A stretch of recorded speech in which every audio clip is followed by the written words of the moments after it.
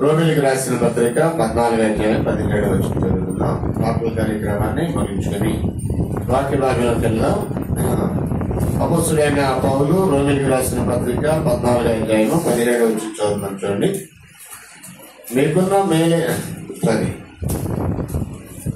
మీకున్న మేలైనది దోషణ బాలు కానీ ఇక్కడి దేవుని రాజ్యము భోజనము పానము కాదు కానీ నీతియు సమాధానము పరిశుద్ధాత్మ ఎందరి ఆనందమునైనది. గత కొన్ని వారాలుగా మనము సకల యుగములలో రాజయ్యున్న దేవుడు అనే విషయాన్ని ఆలోచన చేస్తున్నాం. అవునా? దేవుడు సకల యుగాల్లో రాజయ్యున్నాడు. దేవుడు ఏదే ప్రజలు ఎలా ఉంటారనేది పోయిన వారి నుంచి మనం ఆలోచన చేస్తున్నాం. దేవుడు ఏ జనమునైతే వెళ్తాడో లేక ఏ వ్యక్తినైతే వ్యక్తిగతంగా పరిపాలిస్తూ ఉంటాడో ఆ వ్యక్తి ఎలా ఉంటాడు అనే విషయాన్ని ఆలోచన చేస్తున్నాం. దేవుని రాజ్యం అంటే ఎలా ఉంటుంది, దేవుని రాజ్యం యొక్క విశేషాలేంటి అనే విషయాన్ని ఆలోచన చేస్తున్నాం. దానిలో భాగంగా లాస్ట్ వీక్ మనం ఏం చూసామంటే దేవుని రాజ్యం అంటే నీతి అని చూసాం. నీతి అనే ఈ అంశాన్ని మనం ఆలోచన చేశాం. దేవుడు ఆది నుంచి మనుషుల్లో నీతిని ఎదురు చూస్తున్నాడు. ఆయనకి నిరాశ ఎదురైంది. కొంచెం జరుగుతుంది. ఆయనకి నిరాశ ఎదురైంది. కాలక్రమంలో దేవుని ఆశను నెరవేర్చడానికి నీతి చూరుగా యేసు ప్రభు వారు జన్మించారు. ఆయన ఒక రాజ్యాన్ని స్థాపించాడు దేవుని కొరకు. యేసు ప్రభు వారు స్థాపించిన రాజ్యంలో నీతి జరుగుతుంది, నీతి న్యాయాలు జరుగుతాయి. ఎందుకంటే దేవుడు భూమి మీద నీతి న్యాయాలు జరిగించు దేవుడని మనం గత వారం ఆలోచించాం.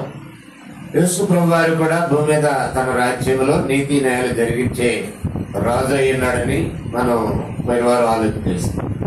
ఈరోజు మనం చూసే మరొక విషయం ఏంటంటే రోమపత్రిక 14:17 దేవుని రాజ్యం అంటే భోజనం పానము కాదు, నీతి సమాధానము పరిశుద్ధాత్మ యందు ఆనందం అన్నాడు. అంటే నీతి అనే విషయాన్ని మనం నేర్చుకున్న వాళ్ళని ఇప్పుడు ఈరోజు సమాధానము అనే విషయాన్ని ఆలోచించాం. దేవుని రాజ్యం అంటే సమాధానం.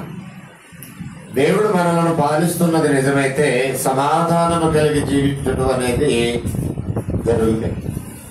ఏ వ్యక్తినైతే దేవుడు వ్యక్తిగతంగా పరిపాలిస్తున్నాడో ఆ వ్యక్తి సమాధానం కలిగిన వ్యక్తి అయి ఉంటాడు. సమాధానానికి వ్యతిరేకమైన పదం ఏంటంటే గొడవ ఉండడం, అశాంతితో ఉండడం, అసమాధానంగా జీవించడం. సమాధానం కలిగి జీవించడానికి అసమాధానంతో జీవించడానికి చాలా వ్యత్యాసం ఉంటుంది. సమాధానం అంటే జీవితానికి నెమ్మది ఉన్నది, ఆందోళన ఉండదు, అప్రోషాలుండో, ద్వేషం ఉండదు, మనుషుల మధ్య కోపము ఆగ్రహము ఇవన్నీ ఉండవు. ఒకవేళ ఉన్నా అది నీతిని స్థాపించడానికి అయి ఉంటది కానీ మనిషికి నష్టం చేయడానికి ఉండవు అవి. కాబట్టి సమాధానం అనేది మనిషికి అవసరం. ఈ సమాధానం అనే మాటకి మరో పర్యాయపదం ఏంటంటే సంధి. సమాధానం అనే మాటకి మరో పర్యాయపదం ఏంటంటే సంధి. ఇద్దరి మధ్య ఉండేటటువంటి ఒక ఇంగ్లీష్ వర్డ్ ఏమంటాడంటే మ్యూచువల్ అండర్స్టాండింగ్. అంటే ఇద్దరి మధ్య ఉండేటటువంటి సరైన అవగాహన. అది భార్యాభర్తల మధ్య కావచ్చు, సహోదరుల మధ్య కావచ్చు, సమాజం పట్ల కావచ్చు, మన ఇంట్లో కుటుంబ సభ్యుల మధ్య కావచ్చు, ఎక్కడైనా కానీ ఇద్దరి మధ్య సరైన సత్సంబంధాలు సరైన అవగాహన లేనప్పుడు ఆ మనుషుల మధ్య సమస్యలు తలెత్తుతాయి. సమాధానం లేని ప్రతి స్థలంలో సమస్యలు ఉంటాయి. సమస్యలు ఉన్నప్పటికీ సమాధానం ఉన్నటువంటి స్థలంలో ఆ సమస్యల్ని సులువుగా పరిష్కరించుకుంటారు. కాబట్టి మనం ఈరోజు నేర్చుకునే పాఠం ఏంటంటే దేవుని రాజ్యం అంటే సమాధానము అని అంటున్నాడు పౌలు. సమాధానము అనే ఈ మాటకి నిర్వచనం ఏంటంటే కలిసి ఒకే భావన కలిగి, కలిసి ఒకే తాత్పర్యం కలిగి, కలిసి ఒకే ఆలోచన కలిగి నెమ్మదితో ప్రశాంతంగా జీవించే జీవితం సమాధానంతో కూడిన జీవితం అంటే. ఆమోసు గ్రంథంలో 3:3 మాట్లాడతాడు. ఇద్దరు మనుషులు కలిసి వారు అనుకున్న పనిని సజావుగా చేయాలంటే వారి మధ్య సమ్మతి ఉండాలి అని అంటాడు. ఆమోసు గ్రంథము 3వ అధ్యాయము 3వ వచనంలో 3వ అధ్యాయం 3వ వచనం ఒకసారి చదువుతాను చూడండి. సమ్మతింపకుండా ఇద్దరు కూడి నడుతురా, సమ్మతింపకుండా ఇద్దరు కూడి నడుతురా అనే మాట అన్నాడు. అంటే ఇద్దరు కూడి నడవాలంటే భార్యాభర్తలైనా, ఫ్రెండ్స్ అయినా, కుటుంబ సభ్యులైనా, లేక తోటి ఉద్యోగస్తులైనా, మనతో కలిసి పనిచేసేవారైనా, ఎవరైనా ఇద్దరు కలిసి వారి మధ్య ఏ సమస్య లేకుండా సంతోషంగా వారు ఆనందంగా సాగిపోవాలంటే ఖచ్చితంగా వారి మధ్య ఏముండాలి? సమ్మతి ఉండాలి. దాన్ని ఇంగ్లీష్ లో మ్యూచువల్ అండర్స్టాండింగ్ అన్నాడు. ఒకరినొకరు అర్థం చేసుకోవటం, ఒకరినొకరు అవగాహన కలిగినట్టు, ఒకరి పట్ల ఒకరికి అవగాహన కలిగినట్టు సమ్మతి అని అంటాడు. ఈ సమ్మతి లేకుండా భార్యాభర్తలు కలిసి ఉండలేరు, ఫ్రెండ్స్ కలిసి ఉండలేరు, కుటుంబ సభ్యులు కలిసి ఉండలేరు, తోటి పనివారు కలిసి కూడా పని చేయలేరు, విద్యార్థులు కూడా కలిసి స్టడీ చేయలేరు. ఎక్కడైనా ఎప్పుడైనా ఇద్దరి మధ్య సమ్మతి లేకుండా వాళ్ళిద్దరు కలిసి సజావుగా సాగిపోవడం అనేది సాధ్యం కాదు. ఇప్పుడు ఈ దేవుని రాజ్య పౌరులు ఎలా ఉంటారంటే గొడవలతో కాకుండా సమాధానం కలిగి ఉంటారు, సమస్యలతో కాకుండా సమ్మతి కలిగి బ్రతుకుతూ ఉంటారు. అదే దేవుని రాజ్యం యొక్క ప్రత్యేకత. మన దేవుని రాజ్య పౌరులు అనేది నిజమైతే, దేవుడు తన రాజ్యంలోనికి మనల్ని పిలుచుకున్నట్లయితే, క్రీస్తు మనల్ని ఏలుతున్న రాజు అయినట్లయితే, దేవుడు సకలయుగాల రాజు అయిన దేవుడు నేడు మనల్ని ఏలుతున్నట్లయితే యేసు ప్రభువు ద్వారా, అది ఎలా రుజువు అవుతుందంటే మనం సమాధానం కలిగి జీవించడం వలన దేవుడు మనల్ని ఏలుతున్నాడు యేసు ప్రభువు ద్వారా రుజువు ఉంది. ఒకవేళ మనం సమస్యలతో సతమతం అవుతున్నట్లయితే యేసు ప్రభు కాదు మనల్ని ఏలేది, సాతానే మనల్ని ఏలుబడి చేస్తున్నాడు. దేవుడు కాదు మనల్ని ఏలేది, సాతానే మనల్ని ఏలుబడి చేస్తున్నాడు అనేది దాని ద్వారా రుజువు అవుతున్నాడు. యేసు ప్రభు దేవుడు ఏలేదైతే ఎలా ఉంటారు మనుషులు? సమాధానం కలిగి ఉంటారనేది ఈ పాఠంలో ముఖ్యమైనటువంటి ఉద్దేశం. అంటే సమస్యలతో కాకుండా, అశాంతితో కాకుండా శాంతియుతంగా నెమ్మది కలిగి జీవించే ఆ జీవితం అన్నమాట. సమ్మతి కలిగి జీవించే జీవితం సమాధానం అన్నాడు. సమాధానం లేకపోవడానికి కారణాలు ఏంటనేది రెండోది మనం ఆలోచించేయాలి. ఇప్పుడు సమాధానము దేవునికి నరులకి మధ్య కోల్పోయారు. ఎందుకు లేదు? దేవునికి నరుల మధ్య కలిసి ఎందుకు నడవలేకపోతున్నారు? వాళ్ళిద్దరి మధ్య ఏమి సమస్య వచ్చింది? ఒకప్పుడు ఒక వ్యక్తిని గురించి మాట్లాడుతూ హానోకు గురించి మాట్లాడితే ఇలాగన్నాడు. ఆది కాండంలో ఒకసారి చదువుదాం చూడండి. ఆది కాండము మనుషుల మధ్య గాని, దేవునికి మనుషుల మధ్య గాని సమాధానం కోల్పోవడానికి కారణం ఏంటనేది మనం ఆలోచన చేసినట్లయితే,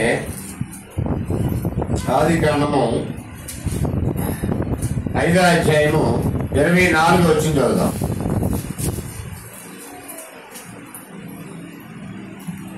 ఆది కాండము 5వ అధ్యాయం 24.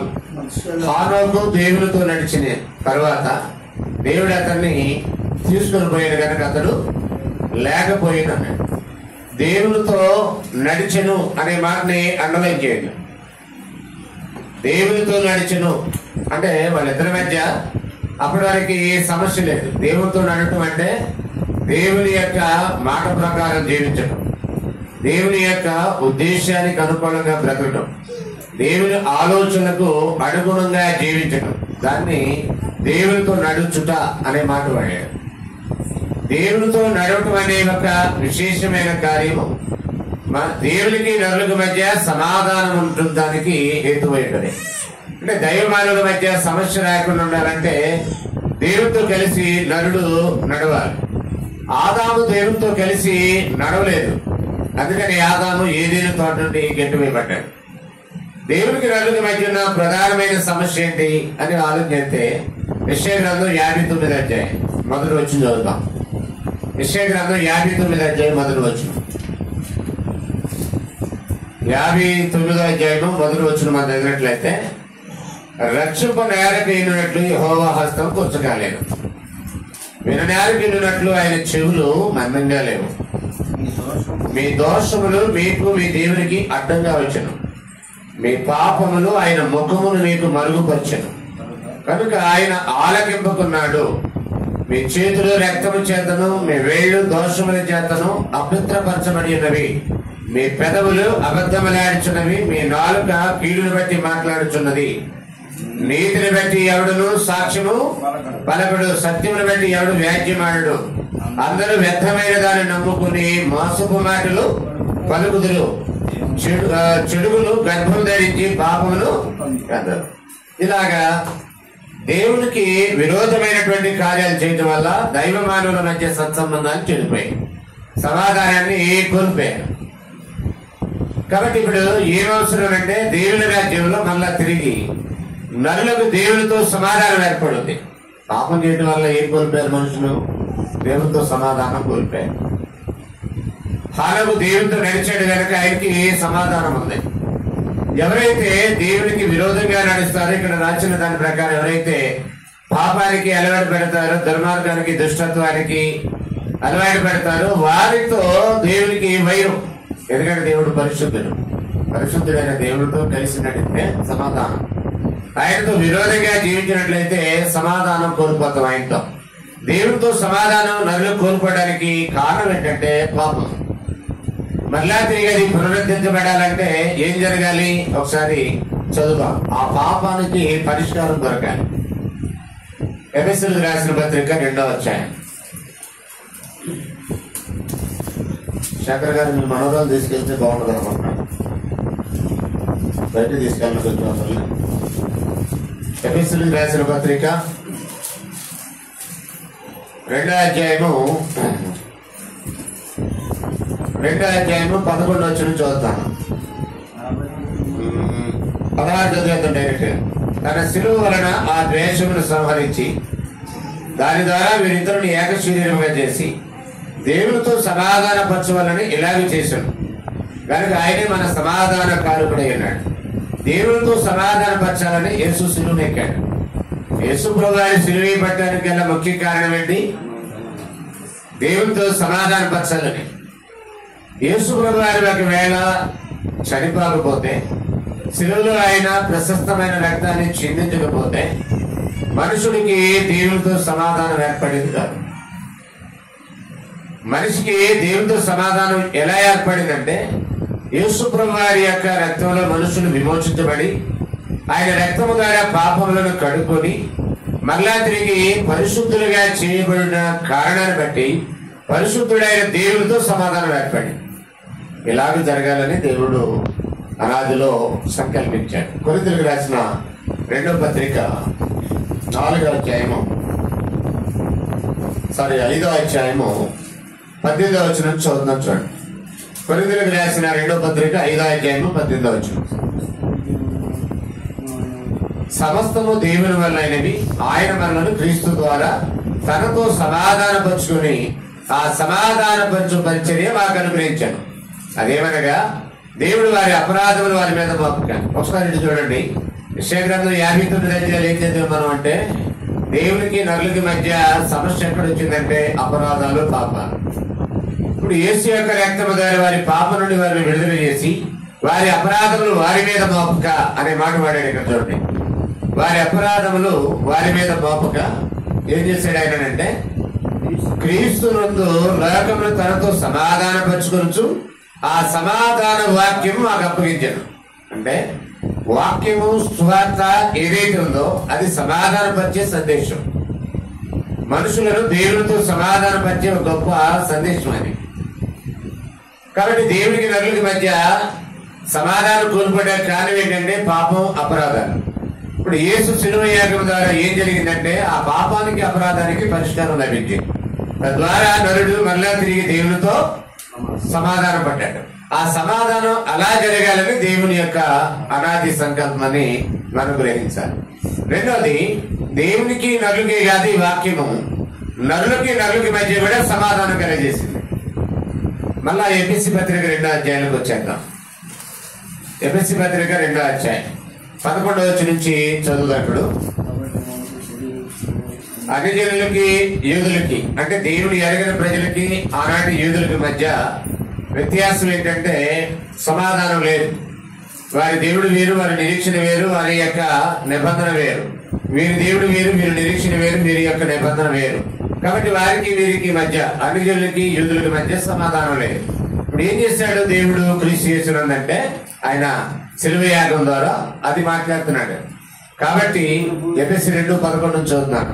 కాబట్టి మనకు శరీర విషయంలో అన్ని జనులయ్యండి, శరీరం అందు చేతితో చేయబడిన సున్నతి గల వారనబడిన వారి చేత సున్నతి లేని వారనబడిన మీరు ఆ కాలమందు ఇశ్రాయేలుతో సహపౌరులు కాక పరదేశులను, వాగ్దాన నిబంధన లేని పరజనులను, నిరీక్షణ లేని వారు, లోకమందు దేవుడు లేని వారినయ్యండి, క్రీస్తునకు దూరస్తులైనని మీరు జ్ఞాపకం చేసుకునండి. అయినను మునుపు దూరస్తులైన మీరు ఇప్పుడు క్రీస్తు యేసునందు క్రీస్తు రక్తము వలన సమీపస్తులైనారు. ఆ మాట అండర్లైన్ చేయండి. యేసు ప్రభు చెందించిన రక్తం వలన దూరస్తులైన వారి సమీపస్తులైనారు.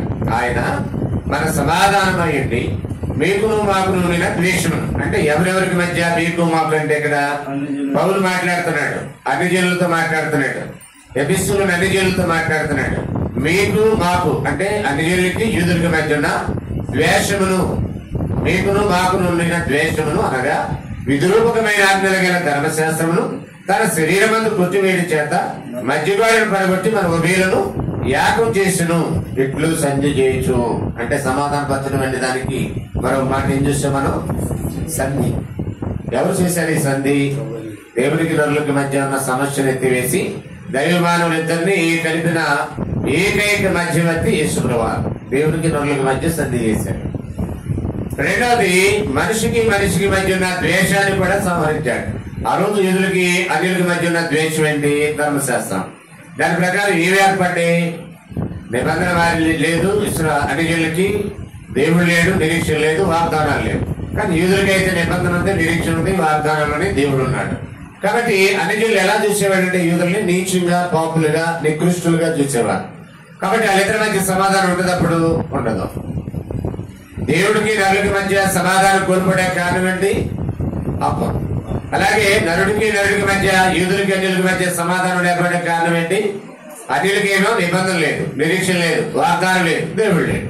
కానీ యూదులకేమో నిబంధన ఉంది, నిరీక్షణ ఉంది, వాగ్దానం ఉంది, దేవుడు ఉన్నాడు.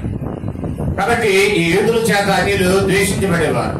ఓ రోజు ఒక అన్యుడు యూదుల మీద సవాళ్లు విసురుతున్నాడు. 40 రోజులు ఉదయం సాయంత్రం సవాళ్లు విసురుతున్నాడు. మీలో ఎవరైనా నన్ను ఓడించినట్లయితే మేము ఫిలిష్తీయులమైన మేము మీకు దాసులం అయిపోతామని సవాల్ చేస్తున్నాడు. సమూయేలు మొదటి గ్రంథం 17వ అధ్యాయం. అయితే ఎవరు దాసం చేసి ముందుకు రావట్లా. కానీ గొర్రెలు కాసే ఒక బాలుడు ముందుకు వచ్చాడు. అతను అన్నను చూద్దామని జస్ట్ విజిటింగ్ కోసం వచ్చాడు అన్నల దగ్గర. అయితే పరిస్థితులు చూసి ఎంతో నేను చేస్తానంటాడు. ఆయన ఏమంటాడంటే, జీవము గల దేవుని సైన్యములను తిరస్కరించడానికి సున్నత లేని ఫిలిష్తీయుడు ఏపాటి వాడు. అంటే అన్యుల్ని చాలా సులకనగా చూసే గుణం యూదులకు ఉండేది. భక్తులు మరి భయంకరంగా చూసేవాళ్ళు యూదుల్ని, అన్యుల్ని.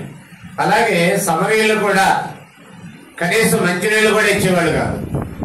యోహాను సువార్త 4వ అధ్యాయంలో యేసు దగ్గరికి సమర స్త్రీ వచ్చినప్పుడు ఆయన నీళ్ళు అడుగుతాడు. అప్పుడు ఏమంటది, యూదుడైన నీవు సమర స్త్రీనైన నన్ను నీళ్ళు అడుగుతున్నావే, మీరు మాతో సహవాసం చేయరు కదా అని అంటుంది.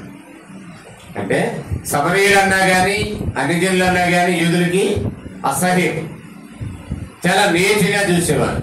ఇప్పుడు వీళ్ళిద్దరి మధ్య ఆ సమస్య ఎత్తివేసి వాళ్ళిద్దరిని యాగచర్యలు చేసి ఒక శరీరం అనే సంఘంలో సాటి అవయవాలుగా చేసి మీరందరూ కూడా ఇప్పుడు పరిశుద్ధులైనారు, యాగజనమై ఉన్నారు, మీరందరూ కూడా సమాధానం కలిగి ఉండాలనే ఒక సమాధానకరమైన వార్తని అందించాడు. కాబట్టి ఈరోజు మనిషి మధ్య సమాధానం లేదంటే వాక్యం పనిచేయట్లేదు. అక్కడ నిజంగా దేవుని వాక్యం మనలో పనిచేసినట్లయితే భార్య భర్తల మధ్య గాని, కుటుంబ సభ్యుల మధ్య గాని, తోటి పనివారి మధ్య గాని, స్థానిక సంఘుల తోటి సహోదరుల మధ్య గాని సమాధానం లేకుండా జీవించలేము. ఒకవేళ సమాధానం లేకుండా జీవిస్తున్నామంటే దేవుని వాక్యం మనలో పనిచేయట్లే. వెంటలా సరిగ్గా విన్నా అర్థం కావట్లా, అర్థమైన దాన్ని అనుసరించండి. అందుకే సమాధానం లేకుండా జీవించేస్తున్నాం అనేది క్లియర్ గా అర్థం అవుతుంది. సో ఇక్కడ జాగ్రత్త కాదు, ఏవో సమస్యలు అయితే మనుషుల మధ్య, మన మనుషుల కనుక ఆ సమస్యలు తలెత్తుతాయి. అయినప్పటికీ వాక్యాన్ని బట్టి వాటిని పరిశీలించుకోవాలి. వాక్యాన్ని బట్టి సమాధానం. ఎందుకంటే వాక్యాన్ని ఏమన్నాడు? కొరింథీయులకు రాసిన 2వ పత్రిక 5వ అధ్యాయం 18వ వచనం 19వ వచనంలో సమాధాన వాక్యం అన్నాడు. సువార్త ప్రకటన జరిగితే ఏమి చాటింపు జరుగుతుంది అక్కడ తెలుసా? యెషయా గ్రంథం 52వ అధ్యాయము 2వ వచనం 7వ వచనం. యెషయా గ్రంథము 52వ అధ్యాయం 7వ వచనం చూడండి. యెషయా గ్రంథము 52వ అధ్యాయము 7వ వచనం. సువార్త ప్రకటించు, సమాధానము చాటించు అన్నాడు. ఒక్కడే సువార్త ప్రకటిస్తే ఏం జరుగుతుంది? అక్కడ సమాధానం చాటించబడింది. సువార్త ఫలిస్తే ఏం జరగాలి? అప్పుడు సమాధానం పడాలి. మనలో సువార్త ఫలించిందంటే మనము సమాధానం కలిగి ఉంటాం. నీతి ఏం చేస్తుందంటే, పోయిన వారం మనం ఏం చేసామంటే నీతి, దేవుని రాజ్యం అంటే నీతి అన్నాడు. నీతి కలిగినటువంటి దేవుని రాజ్యంలో సమాధానం ఉంటుంది అన్నాడు. ఇదే యెషయా గ్రంథం ఒకసారి చూడండి. 32:17. యెషయా గ్రంథం 32:17 ఒకసారి చదువుతాం. 32వ అధ్యాయము 17 వచ్చి చదువుతాం. 32వ అధ్యాయం 17. నీతి సమాధానము కలిగే, నీతి వలన నిత్యమును నిబ్బరము కలుగును. అప్పుడు నా జనులు విశ్రమ స్థలమందును ఆశ్రయ స్థానములందును సుఖకరమైన నివాసముల యందును నివసించేదను. యోచన జాగ్రత్తగా ఆలోచించండి. సమాధానం అనే దాని గురించి మనం నిర్వచించాలనుకున్నప్పుడు ఏమన్నాడంటే నిమ్మడము అంటే ఆందోళన లేకుండా, నిబ్బరము అంటే ఏ విధమైనటువంటి తొందరపాటు లేకుండా, అలాగే ఏమన్నాడంటే విశ్రమము, ఆశ్రమము, సుఖమైన నివాసము అనే పదాలు వాడాడు ఇక్కడ. గమనించారా? నీతి కలిగితే సమాధానం ఉంటది. సమాధానం ఉంటే మనిషి నిమ్మలముగా ఉంటాడు, నిబ్బరముగా ఉంటాడు, విశ్రమముగా ఉంటాడు, ఆశ్రమముగా ఉంటాడు, సుఖకరమైనటువంటి నివాసం యందు నివసిస్తారు అన్నాడు. నీ జీవితంలో ఏమి దూరమైపోతున్నాయి అంటే సమాధానానికి దూరంగా ఉన్నావు, నీతికి దూరంగా ఉన్నావు. నువ్వు నీతిగా ఉంటే, సమాధానం కలిగి ఉంటే నెమ్మదిగా ఉంటావు, ప్రశాంతంగా ఉంటావు, నిబ్బరం కలిగి ఉంటావు, విశ్రమముగా ఉంటావు, ప్రతి దానికి ఆందోళన పడక్కర్లేదు. ఆశ్రమ స్థానముల యందును సుఖకరమైన నివాసముల యందును నివసించేదనట. మంచి ఆశ్రయం కలిగి ఉంటారు, సుఖకరమైన నివాసాలు అంటే ఇబ్బందికరమైన పరిస్థితుల్లో కూడా చాలా ప్రశాంతమైన జీవితాన్ని కలిగి జీవిస్తారు. దాన్ని సమాధానం కలిగి జీవించడం అన్నాడు. నీతిగా జీవిస్తే సమాధానం ఆటోమేటిక్ గా వస్తుందన్నాడు. కాబట్టి దేవుని రాజ్యం అంటే ఏమని చెప్పాడు? నీతి, సమాధానం. మన దేవుని రాజ్యం పౌరులైతే ఏముండాలి? నీతి, సమాధానం ఉండాలి. ఇప్పుడు దేవుని రాజ్యం అనే సంఘములో నీతి ఉన్నట్టుగా అపోస్తలుల కార్యం 9:31 రాయబడింది. ఒకసారి చదువుదాం. సంఘం యెరూషలేములో ప్రారంభమైంది, అది యూదయ సమరయ ప్రాంతాలకి విస్తరించింది, సంఘాలు ఏర్పడుతున్నాయి. ఆ సంఘము ఎలా విస్తరించిందో మాట్లాడుతూ అపోస్తలుల కార్యములు 9వ అధ్యాయము 31 వచనం చూడండి. అపోస్తలుల కార్యములు 9వ అధ్యాయము 31 వచనం. 37 వచనం. కావున యూదయ, గలిలయ, సమరయ దేశములైనంతటా సంఘము క్షేమాభివృద్ధి నొందుచు, సంఘము క్షేమాభివృద్ధి నొందుచు అని అన్నాడు. క్షేమాభివృద్ధి నొందుచు సమాధానం కలిగినను అంటే సంఘం కట్టబడచ్చు, సమాధానం కలిగినను మరియు ప్రభునందు భయము పరిశుద్ధాత్మ ఆదరణ కలిగి నడుచుకొనుచు విస్తరించుచుండెను అని అన్నాడు. అది కట్టబడుతుంది, విస్తరిస్తుంది. ఎలాగా? సమాధానం కలిగి అని అన్నాడు. అంటే సంఘంలో ఏముంది? ప్రారంభ శతాబ్దం సంఘంలో సమాధానం. ఇప్పుడు మగరాజపురం సంఘంలో ఏముండాలి? సంఘం ఎక్కడున్నా ఏముండాలి? ప్రారంభ శతాబ్దంలో సంఘము క్షేమాభివృద్ధి నొందుచు సమాధానం కలిగి ఉండను. మగరాజపురం సంఘానికి సమాధానం కలిగి ఉన్నారా? విజయాడున్న సంఘానికి సమాధానం కలిగి ఉన్నారా? ఏదైనా చిన్న విషయం రాగానే అలిగి ఎవరికి వాళ్ళే వేరైపోతున్నారా?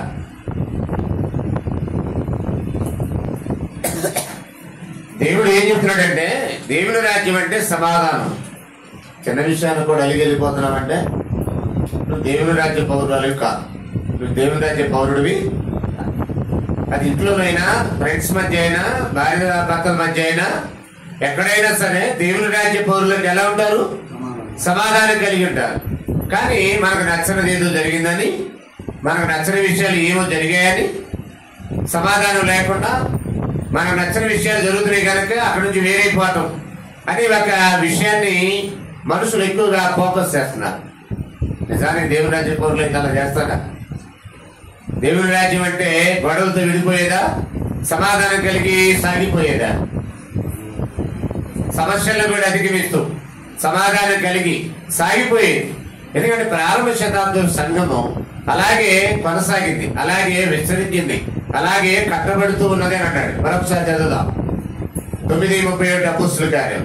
కావున యూదయ, గలిలయ, సమరయ దేశములంతటా సంఘము క్షేమాభివృద్ధి నొందుచు, కింద పుట్టినడుచులో కట్టబడుచు అని అన్నాడు. సమాధానం కలిగిన. ఎందుకని అది అలాగా కలిగి ఉన్నది? దేవుడు ఏం కోరుతున్నాడు? సమాధానాన్ని కోరుతున్నాడు. ప్రభు ఎందుకు చనిపోయాడు? సమాధానం కలిగి ఉండటానికి చనిపోయాడు, సమాధానం కలిగి చేయడానికి చనిపోయాడు.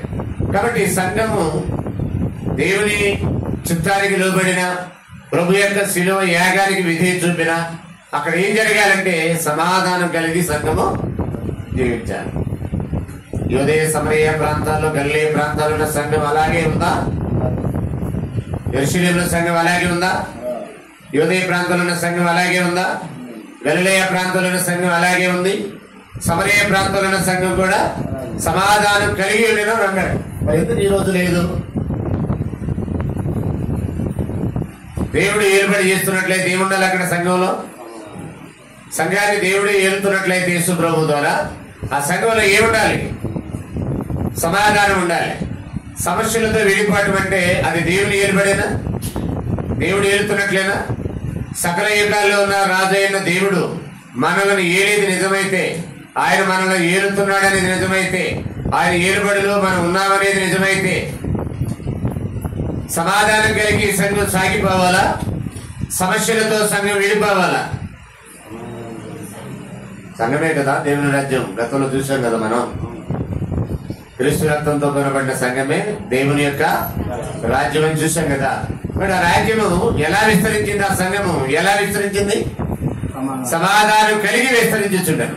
ఆ మాట చూడండి, అక్కడ ఏమన్నాడు? మరియు ప్రభునందు భయమును పరిశుద్ధాత్మ ఆదరణ కలిగి నడుచుకుంటూ విస్తరించుచుండను. సమాధానం కలిగి ఉండి విస్తరిస్తుంది సంఘం. సమాధానం కలిగి విస్తరించాలి కానీ గొడవలతో అది విడిపోయేది కాదది సంఘం అంటే. అలా విడిపోతున్నారంటే వారిని ఏలేది సంఘం. దేవుడు వెళ్ళిపోతే ఎవరు వెళ్తారు? రాజీ, దేవుడు నేను వెళ్ళలేదు అనుకో, ఎవరు వెళ్తారు అప్పుడు? ఆల్టర్నేటివ్ ఒక్కడే ఉన్నారు, సాతాను. ఒకటి దేవుడు వెళ్ళాలి, లేదంటే సాతాను వెళ్ళాలి. దేవుడు వెళ్తున్నట్లయితే సమాధానం కలిగి ఉంటారు. సాతాను యొక్క ఏలుబడి ఎలా ఉంటారంటే సమాధానం లేకుండా జీవిస్తూ ఉంటారు. కొన్ని విషయాలు మనం జాగ్రత్తగా ఆలోచించాలి.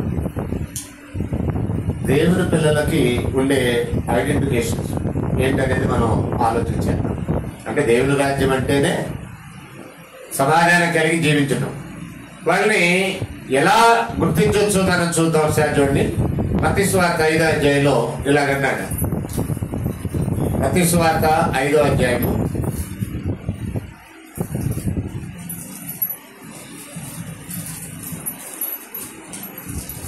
5వ అధ్యాయము మత్తయి సువార్త 9వ వచనం. సమాధాన పరచువారు ధన్యులు, వారు దేవుని కుమారులు అనబడతారు. దేవుని పిల్లలు ఎలా ఉంటారంటే సమాధానం కలిగి ఉండడమే కాకుండా సమాధాన పరచువారు. వీళ్ళు సమాధానం కలిగి ఉంటారు. ఎవరికైనా సమాధానం లేకపోతే సమాధానం కలగజేస్తారు అక్కడికి వెళ్ళి. వారిని దేవుని కుమారులు అంటాడు. దేవుని కుమారులు అంటే సమాధానం పరచేవారు. అంతేనా? గొడవలు పెట్టేవారా? గొడవలు పరిష్కరించేవారు, గొడవలు పెట్టేవారు కాదు దేవుని పిల్లలంటే. దేవుని కుమారులు, దేవుని కుమార్తెలు అంటే ఎవరు పిలిచి గొడవలు పెట్టేవాళ్ళ, గొడవల్ని పరిష్కరించేవాళ్ళ? మరి గొడవలు పెట్టి గొడవల పరిష్కారం కాకుండా పారిపోయేవారు ఎవరు? దేవుని కుమారులు కాదు కదా. దేవుని కుమారులు అయితే ఎన్ని సమస్యలున్నా సమాధానం కలిగి ఉంటారు. ఎన్ని సమస్యలున్నా ఆ సమస్యల్ని పరిష్కారం చేయడానికి ప్రయత్నం చేస్తారు. అంతేగాని సమాధానం లేకుండా జీవించలేరు, సమాధానం పంచకుండా పారిపోరు. కొన్ని కుటుంబాల్లో విచిత్రమైన సమస్యలు ఉంటాయి, కానీ అక్కడ కుటుంబాన్ని వదిలి వెళ్ళిపోవాలి. ఇల్లు వదిలి వెళ్ళిపోతారు. ఇంట్లో సమస్యలు ఉన్నాయని చెప్పండి. ఇంట్లో సమస్యలు ఉన్నాయని ఇల్లు వదిలి వెళ్ళిపోతారా? భర్తకు ఆరోగ్యం ఉన్నా లేకపోయినా, ఆరోగ్యంగా ఉన్నప్పుడు ఎలా చూసామో అనారోగ్యంగా ఉన్నప్పుడు కూడా అలాగే చూస్తున్నాం. వాళ్ళు మంచోడైనా చెడిపోయినోడైనా తరగబోతైనా తిరిగిపోతైనా వదిలేసి వెళ్ళిపోతారా? ఏం చేస్తున్నారు? సర్దుకొని సంసారం చేస్తున్నారా? వదిలేసి వెళ్ళిపోతారా? ఎక్కడో కొద్దిమంది తట్టుకోలేక వెళ్ళిపోతారు, కానీ ఎక్కువ మంది చేసేది సమస్యలున్నా సర్దుకుపోవటం, వీలైతే సమస్య పరిష్కరించడం, లేదంటే సర్దుకుపోవడం అనే కార్యక్రమాలు చేస్తున్నాం కదా. మరి దేవుని సంఘం అనే దేవుని కుటుంబంలో ఎందుకు అలా చేయట్లా? ఇక్కడ మాత్రం ఎందుకని సంఘాన్ని వదిలి పారిపోతావు? నీ ఇంట్లో సమస్యలు ఉంటేనేమో పారిపోవు, అక్కడే ఉంటావు, సర్దుకుపోతావు. కానీ దేవుని సంఘంలో ఏమైనా సమస్యలు ఉంటే అక్కడ ఉండలేవు, సర్దుకోలేవు, పారిపోతాం. అంటే ఎవరు వెళ్తున్నారు మనల్ని?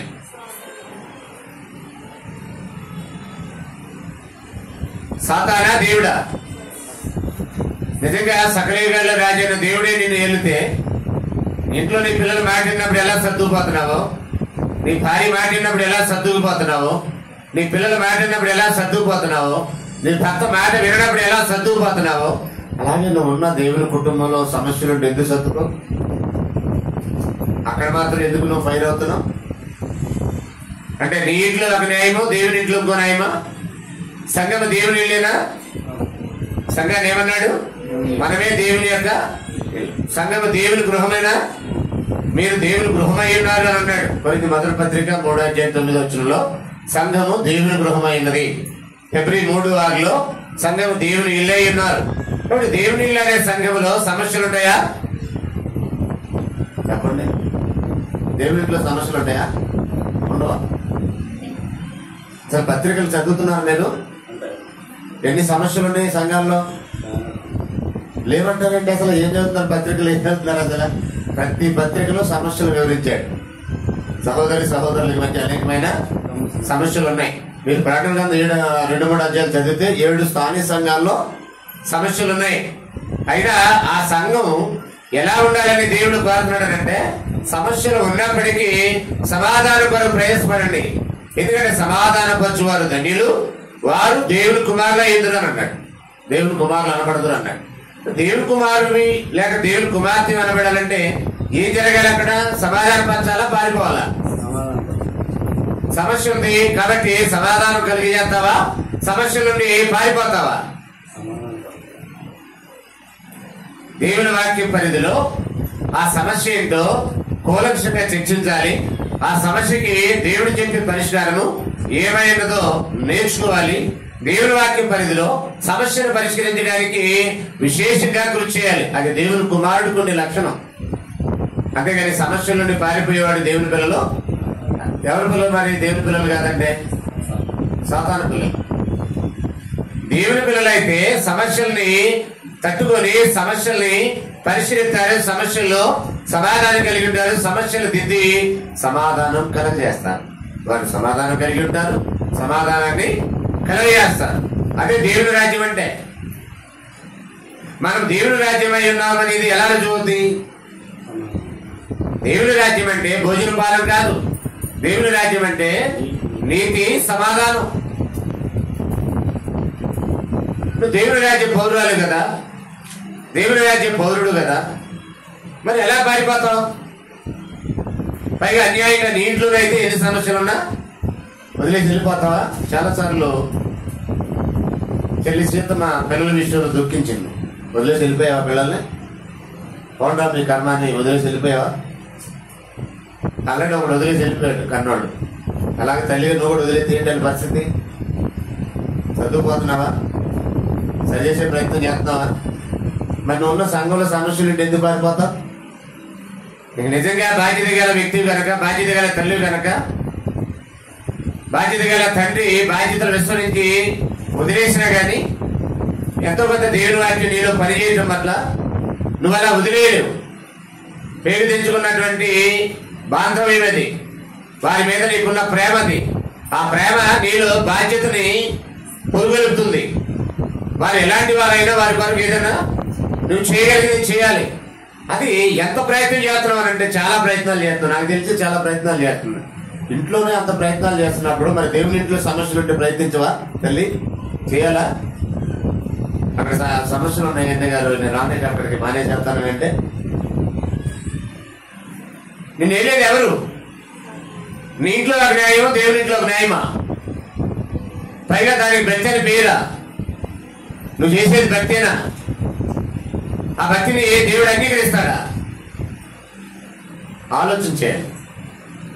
సమస్యలు వచ్చినాయి కదని అహంకారంతో సమస్య నుండి పారిపోయేవాడు దేవుని కుమారుడు కాదు. అలా పారిపోయేవాడు దేవుని కుమార్తెలు కాదు. నీ ఇంట్లో ఎలాగైతే నిలబడుతున్నావో సమస్యల్లో, నీ కుమారుడు తప్పు చేసి ఎలాగైతే నిలబడుతున్నావో, నీ కుమారుడు తప్పు చేసి ఎలాగైతే సహిస్తున్నావో, అలాగే దేవుని ఇంట్లో సభ్యులు ఎవరైనా పొరపాట్లు చేసినట్లయితే అక్కడ కూడా నువ్వు సహించాలి, పరిష్కారం కొరకు ప్రయత్నించాలి.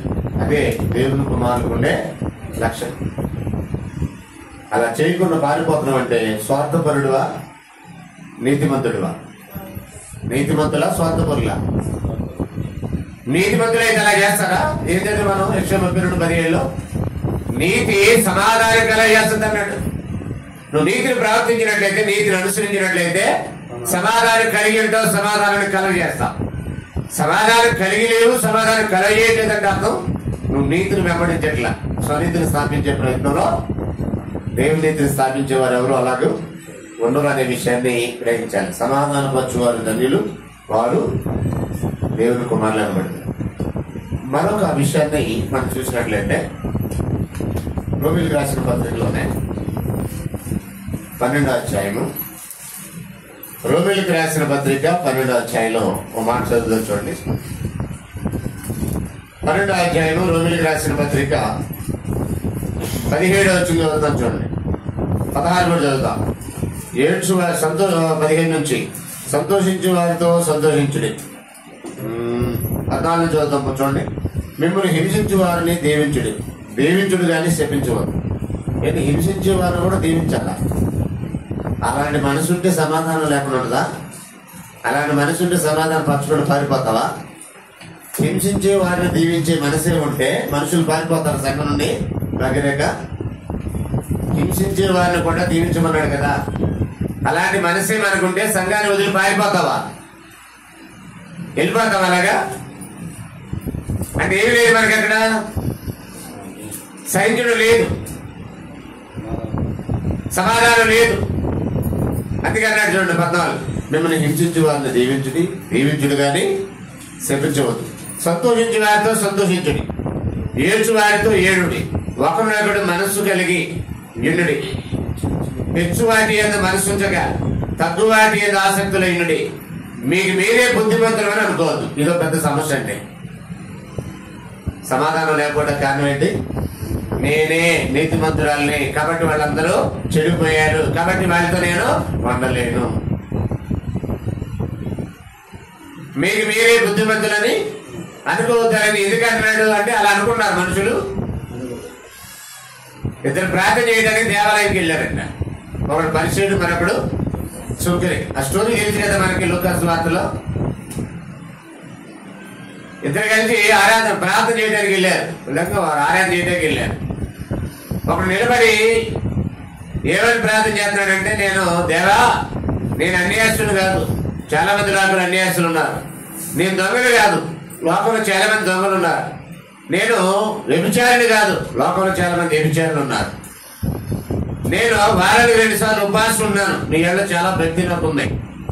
సంపాదనలో 10,000 తెస్తున్నాను. ఆఖరికి పక్కన ప్రార్థన చేసేది ఈ సుంకర్ లాంటి వాడు కూడా కాదు. నేను చాలా పర్ఫెక్ట్ అని ప్రార్థన చేస్తున్నాను. ఆ సుంకరేమో, దేవా పాపినైనా నన్ను కరుణించు, నీ వైపు కన్నులెత్తి చూడటానికి కూడా నేను యోగ్యుడిని కాను అని అతను ప్రార్థన చేస్తున్నాడు. ఇప్పుడు దేవుడు అన్నాడు, అతనికంటే ఇతను నీతిమంతుడుగా, అంటే వారానికి 2 మార్లు పాసులు సంపాదనలో 10 వృద్ధిచ్చి అన్యాయతులుగా దొంగలుగా దోచుకోవడం కాదు, వ్యభిచారులు కాదు, కూలికోలు కాదని తను తానే బుద్ధిమంతుడిగా ప్రకటించుకుంటున్నాడు. అలాంటి వ్యక్తిని ఏమన్నాడంటే హెచ్చుకున్నాడు. తాను ఇచ్చువాటి ఏది మనసు మాట్లాడాలని అన్నాడు. ఆయన హెచ్చించుకుంటూ ఏం చేశాడంటే తగ్గించబడ్డాడు. అప్పుడేమన్నాడంటే, ప్రభు తను హెచ్చించుకున్నవాడు తగ్గించబడ్డాడు. ఆ పరిసయుడు కంటే ఈ సుంకరి నీతిమంతుడుగా తీర్చబడి తన ఇంటికి వెళ్ళదని అన్నాడు. కాబట్టి మీకు మీరే బుద్ధిమంతులని ప్రకటించుకోవడం చాలా ప్రమాదం. ప్రతి మనిషిలో ఏదో ఒక లోపం ఉంటది. సమస్యలు అనేవి ప్రతి వ్యక్తిలో ఉంటాయి. చెప్పాను కదా, ఇంట్లో ఉన్నాయా? ఇంట్లో సమస్యలు ఉన్నాయా? మా ఇంట్లో ఏ సమస్యలు లేవంటే అని చేతులు ఎత్తగలిగే వాళ్ళు ఉన్నారు ఇక్కడ ఎవరైనా? మా ఇంట్లో ఏ సమస్యలు లేవనే వాళ్ళు ఎవరైనా ఉన్నారా? అంటే ఇంట్లో సమస్యలు ఉంటే అలాగే సాగిపోతున్నావా, లేక వదిలేసి పారిపోతున్నావా? సమస్యల్ని వీలైతే సరి చేసే ప్రయత్నం చేస్తున్నావు, సరిపోతే సర్దుకుపోయి సాగిపోతున్నావా, లేక వదిలి పారిపోతున్నావా? సర్దుకుపోయి సాగిపోతున్నారా? వదిలి పారిపోవట్లేదు కదా.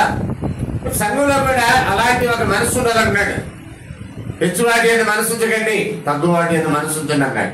17 వచ్చింది చూడండి, కీడు ప్రతికీడు ఎవరికి చేయొద్దు, మనుషులందరి దృష్టి ఏకమైన వాటి గురించి ఆలోచన కలిగినడి, మనుషులందరి దృష్టి ఏకమైన వాటి గురించి ఆలోచన కలిగినడి, శక్యమైతే మీ చేతనైనంత మట్టుకు సమస్త మనుషులతో సమాధానంగా ఉండి. సమస్త మనుషులంటే సంఘంలో సభ్యులే కాదు, బయట వాళ్ళు అయినా సరే. సమస్త మనుషులంటే మనతో పనిచేసే వాళ్ళైనా, మన చుట్టూ ఉన్నటువంటి ఇరుగు పొరుగు వారైనా, అందరితో అంటే శక్యమైతే అనే మార్గం ఎందుకు వాడంటే వాళ్ళు ఉండకపోవచ్చు, వాళ్ళ సరి వదిలి నీ మటుకు నువ్వైతే నీ ఇంట్లో ఉన్న వాళ్ళే కాదు, నీ చుట్టుపక్కల ఉన్న వాళ్ళే కాదు, నీకు పరిచయం ఉన్న ప్రతి వ్యక్తితో సమాధానం కలిగి ఉండడానికి ప్రయత్నం చేస్తాడు. అలాంటి వాటిని దేవుని కుమారులు ఉన్నాడు. మనుషులందరితో సమాధానం కలిగి ఉండాలని చెప్పాడు. అప్పుడు మన ఇంట్లో వారితో ఇంకా ఎక్కువగా ఆ బాంధవ్యం ఉండాలి కదా, ఆ సమాధాన స్థితి ఉండాలి. దేవుని ఇంట్లో మరీ ఎక్కువగా ఉండాలి కదా, ఉండాలా చెప్పండి? మన ఇంట్లో కొంచెం ఎక్కువగా ఉండాలి, దేవుని ఇంట్లో ఇంకా ఎక్కువగా బాధ్యత ఉండాలి. మనం అలా ఆలోచన చేయలేదంటేనే ఎక్కడో సమస్య ఉంది. స్వనీతిని స్థాపిస్తున్నాం అంటే దేవుని నీతి మనలో లేదంటే దేవుని రాజ్యం మనలో పనిచేయట్లా, దేవుడు మనలను ఏలుబడి చేయట్లా. ఒకవేళ ఆయనే మనల్ని ఏదైతే నిజమైతే ఖచ్చితంగా మనం ఏం చేస్తామంటే మనుషులందరితో సమాధానం ఉండడానికి శక్యమైతే మీ శాతమైనంత మటుకు సమస్త మనుషులతో సమాధానంగా ఉండండి అన్నారు. కాబట్టి దేవుని రాజ్యము అనే ఈ పాఠంలో మనం ఏం నేర్చుకున్నాం? దేవుని రాజ్యం అంటే సమాధానము. అంటే అర్థం ఏంటంటే ఒక పరస్పర అవగాహన కలిగి జీవించడం, సమస్యలతో కాకుండా సమస్యలు ఉన్నప్పటికీ వాటిని పక్కన పెట్టేసి సమాధానం కలిగి జీవించే ప్రజలు అని అర్థం. సమాధానం అంటే నెమ్మది కలిగి ఉండటం, నెమ్మళంగా ఉండటం, నిపుణం కలిగి బ్రతకడం అనేది చూసాం. రెండవది మనం ఏం చూసామంటే సమాధానం దేవునికి మనుషులకి మధ్య, నరులకు మధ్య రావడానికి కారణం ఏంటంటే పరస్పర విరుద్ధమైన చెడ్డ కార్యాలు. ఈ చెడు కార్యాలు ఏం చేస్తున్నాయంటే దేవుని నరుని వేరు చేసాయి, అలాగే మనిషిని కూడా వేరు చేసాయి. ఈ రెండు సమస్యలకు పరిష్కారం యేసు ప్రభు యొక్క శిలువ మరణం అని చూసాం. మూడవది ప్రభు యొక్క మరణం ఏం చేసింది? దేవునికి నరులకు మధ్య ఉన్న సమస్యను పరిష్కరించింది, మనిషికి మధ్య ఉన్న సమస్యను కూడా పరిష్కరించింది. ఇప్పుడు వాక్యము చేసే గొప్ప కార్యం ఏంటంటే మనుషుల మధ్య సమాధానం కలగజేయండి. సంఘంలో ఏముండాలని చూసాం మనం? సమాధానం కలిగి ఉన్నది సంఘం. ఆది సంఘాల్లో సమాధానం కలిగి విస్తరిస్తుంది. నేడు సంఘాల్లో మనుషులు ఇండివిజువల్గా ఏముండాలంటే దేవుని కుమారులు అయి ఉండాలంటే సమాధాన పరచువారు ధన్యులు, వారు దేవుని కుమారులు అయి ఉంటారంట.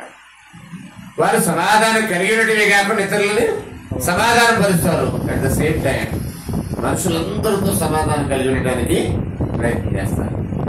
ఆఖరి ఒక వచనం చదివి ప్రార్థన చేసుకున్నాం. ఎఫెసీ పత్రిక 4వ అధ్యాయం. ఎఫెసీయులకు రాసిన పత్రిక 4వ అధ్యాయం మొదటి నుంచి చదువుతాను చూడండి. 4వ అధ్యాయము ఎఫెసీ పత్రిక మొదటి నుంచి చదువుతున్నాను. కాబట్టి మీరు సమాధానమను బంధము చేత, ఏ బంధం అది?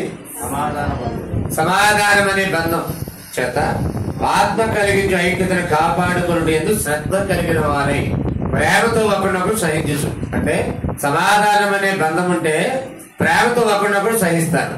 ప్రేమతో ఒకరినొకరు సహించలేకపోతున్నామంటే సమాధానం అనే బంధం లేదు. అంతేనా? మనుషుల మధ్య సమాధానం లేకపోవడే కారణం ఏంటి? వాక్యం లేదు. సమాధానం లేకపోతే ఏముండదు, ఒకరినొకడు సహించడం అనేది ఉండదు అన్నాడు. కాబట్టి మీరు పిలువబడ్డ పిలుపుకు తగినట్లుగా దీర్ఘశాంతితో కూడిన సంపూర్ణమైన వినయంతో సాత్వికంతోనూ నడుచుకొనుచు ప్రభువును బట్టి ఖైదీనైన నేను మిమ్మల్ని బతిమాలుకొనుచున్నాను అని అన్నాడు. మీరు అలాగ జీవించాలని. ఎలా జీవించాలని? సమాధానమైన బంధము చేత ఆత్మ కలిగి ఐక్యతను కాపాడుకునేందుకు శ్రద్ధ కలిగిన వారై ఉండాలి అని అన్నాడు. సో ఇక్కడ మనం ఏం నేర్చుకున్నాం ఫైనల్ ఈ వచనంలోనంటే, సంఘానికి అపోస్తలుడైన పౌలు ఏం ఆదేశం తెలియజేస్తున్నాడంటే, ఆత్మ కలిగించు ఐక్యతను కాపాడుకోవాలంటే, ఒకరినొకరు సహించాలని అంటే సమాధానం అనే బంధం ఉండాలి. మన మధ్య ఐక్యత ఉండాలన్నా, మన మధ్య ఒకరినొకరు సహించుకోవటం ఉండాలన్నా సమాధానం అనే బంధం ఉండాలి. ఇప్పుడు సహించలేకపోతున్నామంటే ఏం లేదు, సమాధానం లేదంటే ఎవరు వెళ్తారా మనల్ని? దేవుడు వెళ్తలేదు. ఎవరు వెళ్తున్నారు? సాతాను వెళ్తున్నాడు. సాతాను ఏలే చోట సమాధానం ఉండదు. సాతాను ఏలే చోట సమాధానం లేకపోతే ఏముండదు అక్కడంటే సహించుకోవడం ఉండదు, ఐక్యత ఉండదు. మన మధ్య ఐక్యత లేదంటే సమాధానం లేదు. మన మధ్య సహించడం లేదంటే సమాధానం లేదంటే దేవుడు మనను ఏలుబడి చేయట్లేదు. దేవుడు ఏలేది నిజమైతే ఎంత పెద్ద సమస్య అయినా ఆయన ఏ పరిష్కార మార్గాన్ని తెలియజేశాడో ఆ మార్గంలోనే సమస్యను పరిష్కరించుకుంటూ సమాధానం కలిగి సాగిపోవడం. ప్రార్థన చేసుకుందాం.